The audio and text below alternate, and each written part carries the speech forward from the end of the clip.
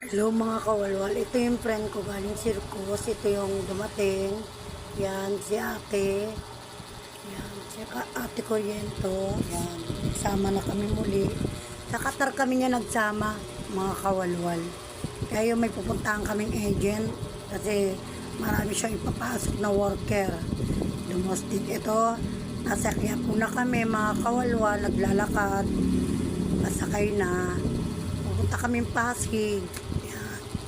Sobrang init, nandito na kami, lalakad na kami mga kawalwal.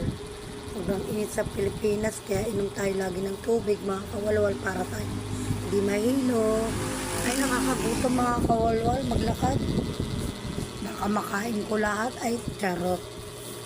Ito mga kawalwal, ang daming gustong bilhin, kaya so walang pera. Next time na lang ulit. Kaya ito, pag bibili kayo dito mga kawalwal, murang-mura sa Raul. Yan, dumaan kami dito. Kasi dito kami sasakay papuntang Pasig, mga kawalwal. Yan. Kaya ito mga kawalwal. Kung bibili kayo ng mga gamit sa bahay dito sa Raul, mura lang mga kawalwal. Kaya ito, lakad-lakad lang konti mga kawalwal. Yan.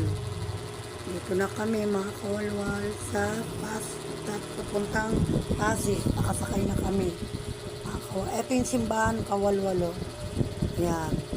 Napakalinis ng Pasig mga kawalwal. At saka ang lawak ng daanan nila doon. Napakalinis. Walang naninigarilyo. Bawal. Napakaigpit ng mayor nila. Napakaganda ng pamamalakad. Sana sa buong Luzon, malinis din. Tulad ng Pasig. Napakaganda mga kawalwal. Yan, sumakay na kami dito sa tricycle. Pasig ng palengke na kami mga kawalwal. Yan.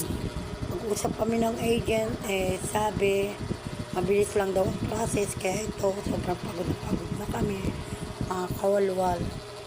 Kaya ito, kaya traffic talaga, sobrang traffic sa Pilipinas.